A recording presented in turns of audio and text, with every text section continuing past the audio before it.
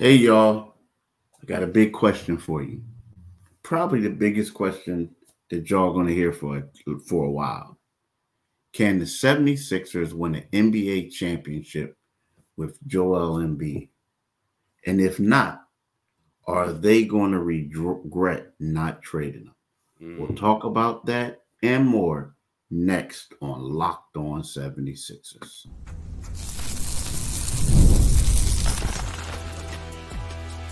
You are Locked On 76ers, your daily Philadelphia 76ers podcast, part of the Locked On Podcast Network, your team every day. Thank you for making Locked On 76ers your first listen every day. We are free and available wherever you get your podcast and on YouTube, part of the Locked On Podcast Network, your team every day. Today's episode is brought to you by Gametime. Download the Gametime app, create an account, and use the code LOCKEDONNBA for $20 off your first purchase. Terms apply. Hi, I'm Keith Pompey. This is my right-hand man, John Mitchell, and we are the co-host of Locked On 76ers. You saw the intro. We're going to talk about that, right? We're going to talk about Joel Embiid. And I know that some of y'all like, why we keep bringing this up?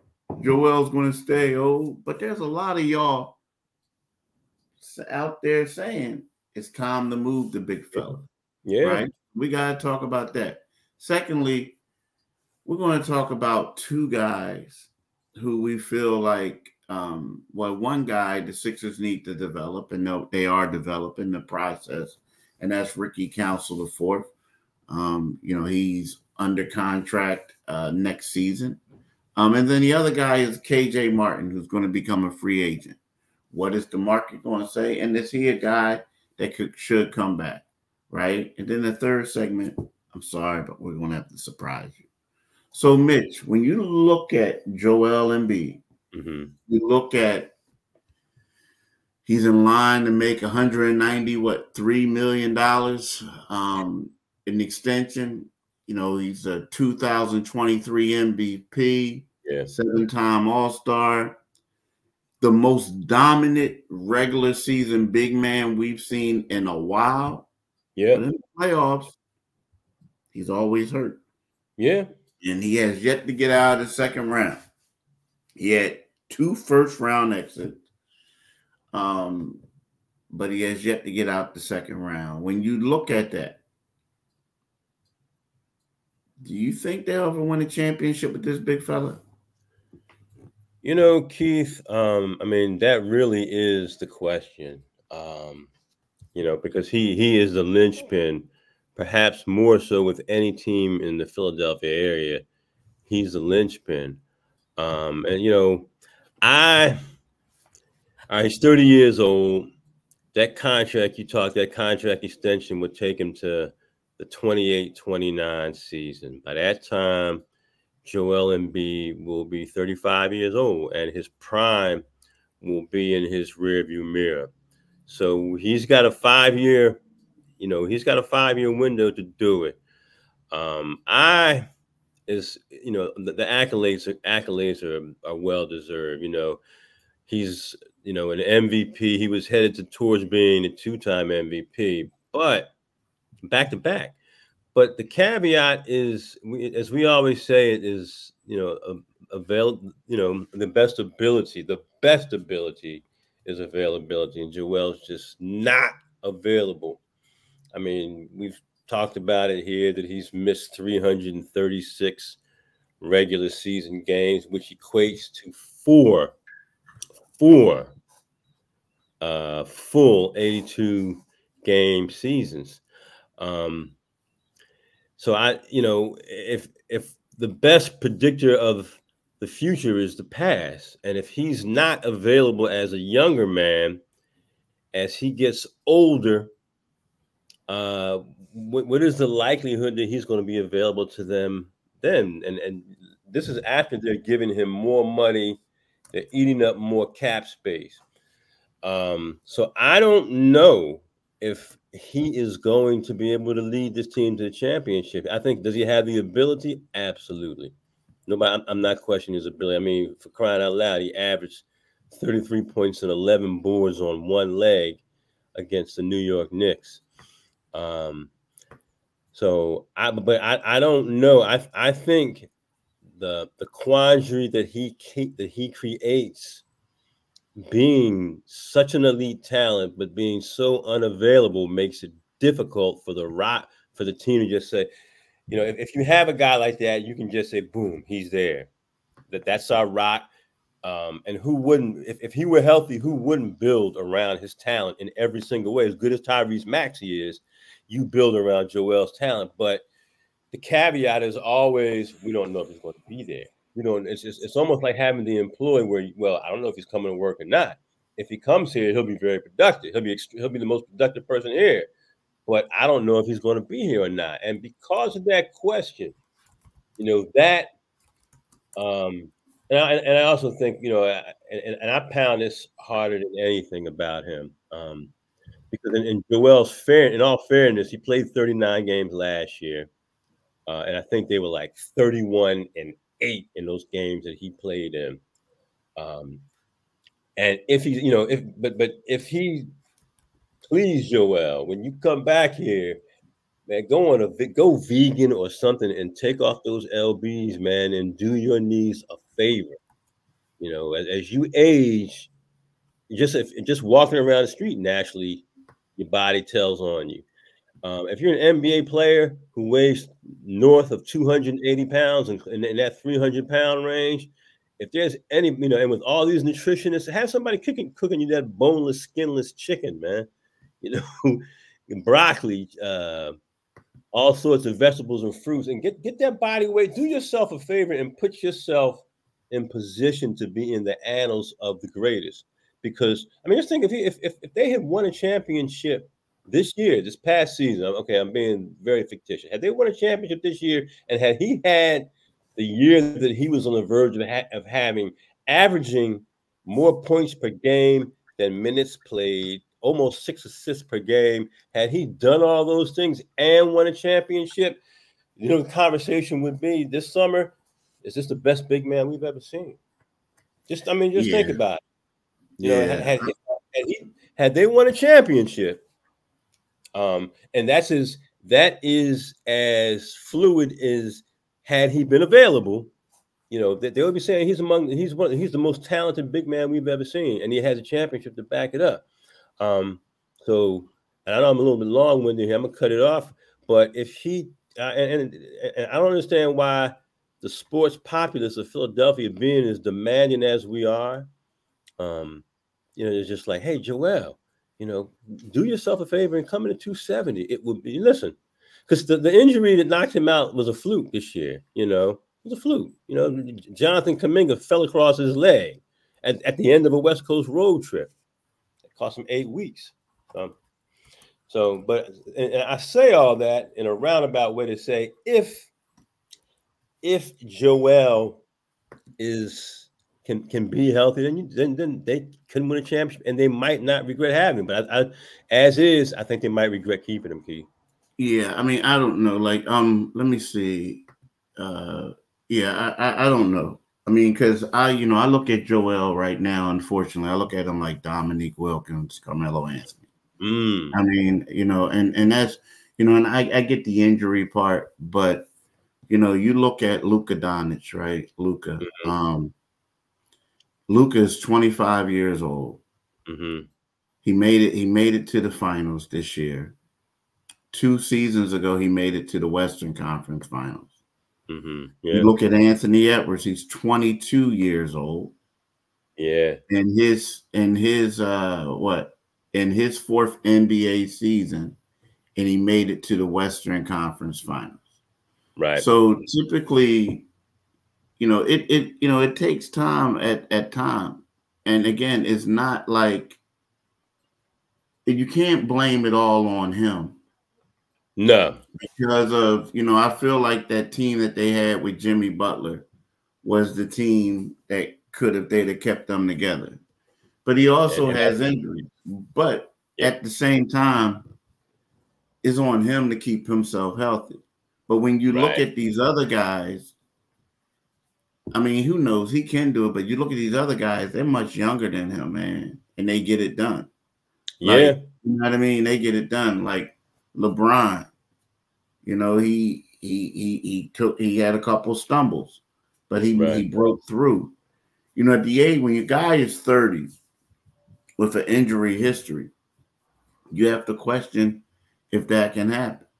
And this is going to be a vital year for that.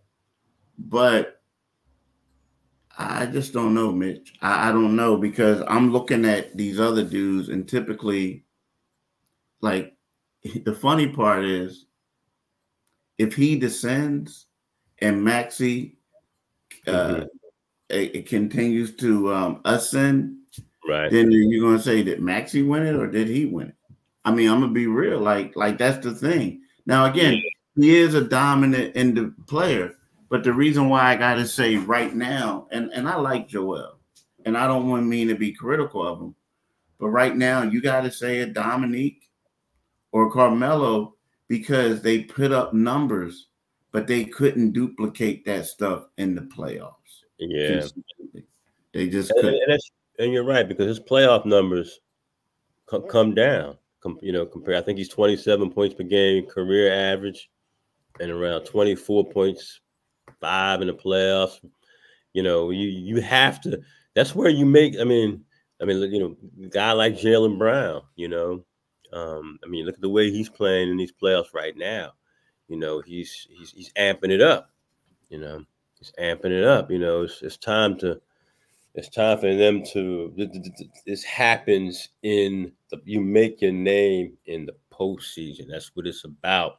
You don't make your game in November at your legacy in November games at Charlotte and Detroit. And we'll talk about this a little bit more when we get back to the second segment.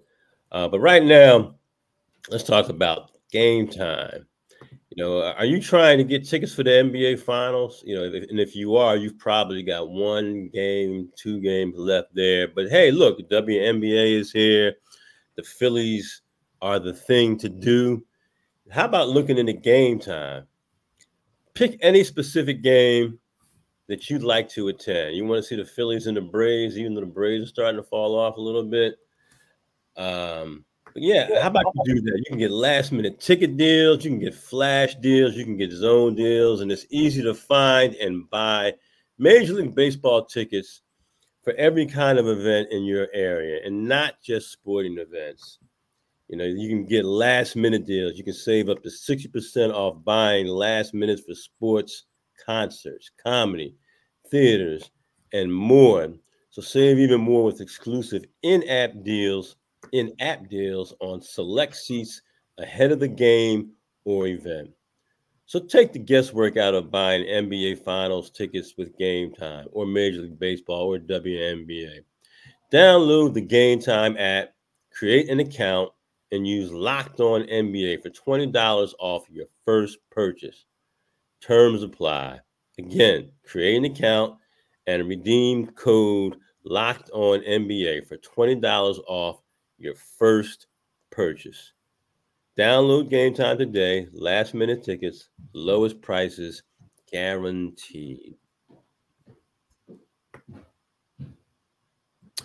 So tell me, what are you doing today?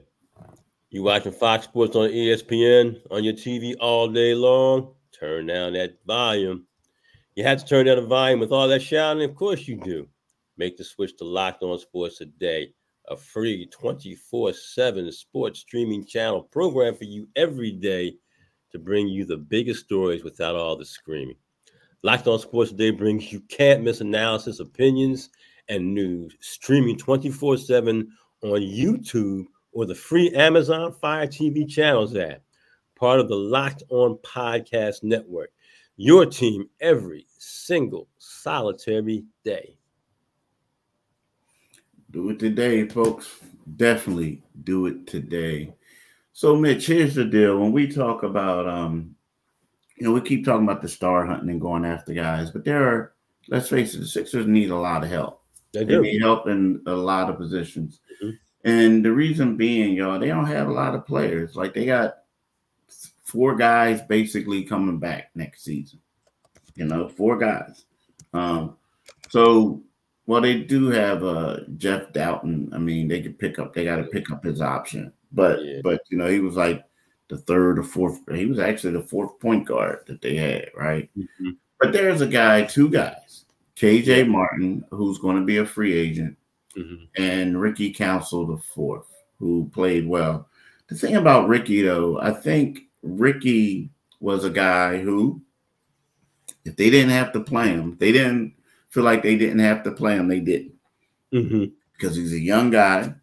They felt more like they wanted to go with older players. Right. But whenever he came in, he produced. Now, you can make an argument and say, dude, it was against the Wizards. It was against the Spurs, other young teams as well.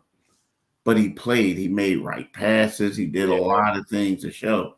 And not only that, he's a wing. They had him playing the 4, and he was doing well. Yeah. So I think that he's a guy that this is a huge summer for him. And next year could be a big opportunity for him to show what he can do. Yeah. Yeah, I mean, I like him, man. And like you said, they need bodies, man. They need bodies. He's an athletic body. He knows how to play the game.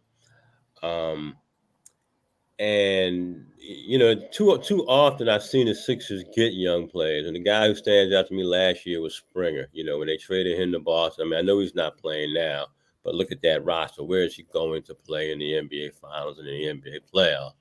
But he is a player, on a lesser roster who will be getting an opportunity. And because the 76ers have so many holes now, like even with the draft, we talk about who are they going to draft. If you draft a good player, if you make the right choice with the 16th pick, you will have somebody who may be, who may be a contributor. As bad as people say the draft is, but the Sixers have deliberately cleared out their roster to look the way it does. And again, I like Ricky Council, man. I mean, he's stepped up a number of times. He's shown that he's a player in the NBA, and I would like to see him. I mean, who doesn't want to see some sort of player development? You have to have that, to be successful. I mean, I think look how Dallas has brought Lively around. Now, of course, he's a higher pedigree player, drafted higher than those guys. But you have to develop the young guys so they make contributions. And is it make or break to keep him? No, I don't think it is. But I do think he's a guy who may pay dividends for you, if you develop him. Yeah, he was also a guy who was really a steal. He was a guy who thought, and he had some people telling him he was going to get drafted, and he didn't. And he did the 2-way thing. And last summer, the knock was he couldn't shoot from deep. And he worked on his game, and he was hitting threes. So, because think about it. This time last year, the guy, Turk Smith, in Summer League, he was the star. Like, he was the guy that everybody was talking about. You know what I mean? And some other guys. And then Ricky Council ended up being the guy. And that's what it is, working every day. Like, he was always in the gym, working every day, and that panned out for him, right? So, he's a great guy. I mean, great addition. It's just, it's just a matter of getting opportunities. Think about the NBA, and this is true. A lot of guys in there, most of the dudes can play. Yeah. I mean, like, even the guys we say, oh, man, he garbage. He garbage. Yeah. People say that. You put him in the college game or against other dudes that you think is all that, and you see the big major difference. Yeah.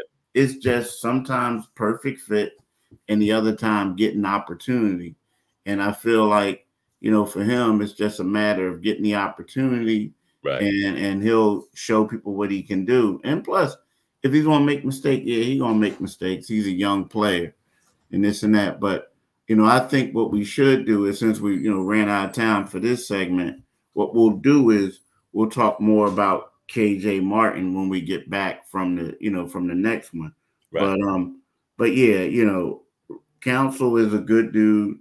You feel bad for him because he got one of those non-guaranteed deals, but at the same time, undrafted player. It's kind of like he's used to working and proving himself. and that's what he's going to have to continue to do. Yeah, he's going to have to show and prove. But I do like him, and we can talk about that a little bit more when we get back on the other side. But right now, let's talk about PrizePicks. What is PrizePicks? PrizePicks is America's #1 fantasy sports app with more than 5 million members. It is the most fun and exciting way to get in on the action while you watch your favorite sports and players. All you have to do is pick more or less on 2 or more player stats for a shot to win up to 100 times your cash. With PrizePicks, you can turn $10 into $1,000 in a single game. Watching your favorite sports this summer, you can make a PrizePick lineup in as little as 60 seconds. You just need to pick more or less on 2 to 6 players' stats, projections, and you're locked in. And if you're looking for promotions, PrizePicks has got you covered every week. From lowering select player stats projections on Tuesdays with increases, which increases your chance of getting a win, to getting your entry fees back if you have a losing lineup on Fridays. And I mean, now I guess the thing right now, I'll give you an example. You can take Caitlin Clark for more than 3.5 3-pointers made and Brianna Stewart for more than 23 points. Now that sounds like a winner to me. So download the app today and use code LOCKEDONNBA for a first deposit match up to $100.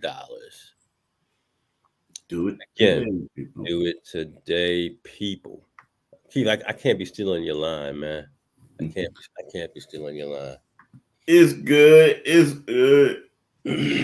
But look, here's the deal, man. The thing about that whole Caitlin Clark thing, you gotta depend on who she's playing against. Yeah, right? If you're playing they play against perimeter players, you might or not. It's like, so we all talk about the Fever being like trash. I mean, they are kind of bad. But when she goes up against the Sparks, that team in Washington, and Chicago, is like, yo, she looked like Caitlin Clark from college. Yeah. But when she go up against the elite squads, the veteran squads, it's like, she needs some work. She gets to work in the gym, huh? When she gets against the bums, you can call her Cole Killum Clark. Oh man, it's crazy. Like, I'm like, yo, okay, I get it. I see it.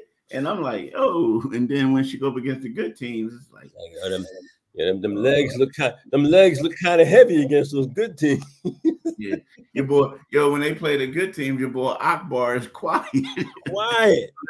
Let them play a bum squad. Akbar blowing us up. Like, one of the most vociferous people I know. Yeah, like, I'm not a believer in blocking people in group chats, but Lord, man, I'm just joking, y'all. I'm joking. Hey, but when you look at a guy like KJ Martin, I don't see him coming back. I mean, you never know. Like, I don't. And the reason being is because he was asked about that in his exit interview, and he's like, I want to see what's out there. Right? Yeah. So, he said that. I want to see what's out there. I mean, let's face it. He got playing time because they traded everyone, and they didn't have anyone else to play. Now, he did come out and he did show that he can contribute. Now, when you look at him, he's an undersized power forward, and his best NBA attribute at this particular time is athleticism, jumping ability, dunking. Strong guy. He worked on his shot. I saw him, but he's not the type of guy that you're going to say we're going to spread him out. He's going to space the floor, and he's going to hit a three. Right. But he's athletic as heck, man. Yeah. And he's strong, and he has no back down, a lot of grit and grind. But I just don't feel like, I mean, who knows? You never know, because it depends on what they'll get. But I feel like in a perfect situation to him is going somewhere where he knows he's going to get some play. Yeah. And they may feel like getting somebody that they want to play more so than him. Yeah. And I think that one thing that I noticed with him and his father is very vocal, and his father is smart. and his father has the NBA experience behind him, and his father's going to guide him. He's going to be like, "Hey, man, it's about longevity in this league. It's not about just being on a squad. You got to find a place where you fit." Um, and I don't know what Kenyon Martin's view is of the 76ers, but I do believe that Kenyon Martin is probably talking to people, I mean, let's be quite honest, and figuring out, where's a good place for my son. And I would like to see him come back, man. Again, because we are talking positionless basketball here. And he is an undersized power forward, but damn, he is athletic, man. I mean, and you can never have a lack of athletes, on your roster. And if you are athletic and have some game, you'll find your spot in this league, and you'll find spots where you can contribute. If that athleticism transfer to being, I think he moves his feet quick enough at times to play some defense on better twos, So, again, I like both of these guys we talked about, and I would like to see both of them come back. But again, it depends on what. It all comes back, the most important summer of Sam Hinkie's career, of Daryl Morey's career. I just get those two confused for obvious reasons. So we'll see if what happens with him. But I like both of those guys. I like them. I think they can contribute. I think they can be developed into good NBA players. Got a ways to go, but you can't coach athleticism, man. Yeah, you can't coach athleticism. What about Campaign? You see him coming back? No, and I think Campaign's just too good. I think Campaign, has while he's bounced around.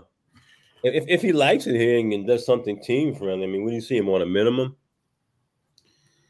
Could be, but I think he could get more money elsewhere. You know what I mean? I do. I think he could get more money elsewhere. I mean, I don't know. I think he might be more better than the minimum, the way the money they throwing around in the league nowadays. You know what I mean? Yeah. Like, and that's the problem. Like, he gonna look at it like, bruh, like, nah, like I was making this much. I'm trying to get paid. Like, right? Yeah, and like, in the minimum. And if I'm getting the minimum, I don't know if I want to come here. I'll go somewhere where there's less taxes. You know what I mean? Right. To do it that way. But nah, I don't know if I do that here. Nah. But I like Campaign, man. Yeah, I like him too. I like him too. I like him too. I like him a lot. But I don't, but again, I think a lot of that's predicated on what they get in free agency. But because, let's face it, Campaign, unless there's a team that really, really likes him, guys like him don't sign or don't commit at 6 o'clock on the 30th. You know what I mean? They just don't do that. So we'll see. There's a lot going on. We'll see. But I mean, I don't know. I don't think that Martin's coming back. Council, I feel like he could be a guy that could help him. But again, that's also predicated on what else they get as well. Because, Nick Nurse wasn't a guy who really liked playing young dudes. I mean, especially those two-way. A lot of those dudes weren't even with the team until after the trade deadline. And key team coaches that win championships just don't. It's not often they fall in love with young players, man. If you want to about Doc didn't like playing young players. No, Doc would trade them in a heartbeat. That's the problem. I mean, think about it. He traded Isaiah Joe. I mean, every coach I've covered, Doug Collins, Eddie, all those guys, they didn't like playing younger, the younger players. It goes all the way back to my days when I was covering the Wizards in Washington. They don't like coaches just don't like playing young players unless you just have you got Kevin Durant in your team. You have no choice. But you got to. But look, y'all, Locked On has launched the first ever national sports 24/7 streaming channel on YouTube, and now it's also available on Amazon Fire TV and the free Fire TV channel app. Locked On Sports Today is here for you 24/7, covering the top sports stories of the day with the local experts of Locked On Plus, our national shows covering every league. Find Locked On Sports Today, now available on the free Fire TV channels app. So for my man Mitch and me and Mitch and I, we like to say, have a blessed day and enjoy the rest of your week. And we'll be back tomorrow talking about something Sixers related. Yes, sir. Peace, y'all. Have a great one, y'all.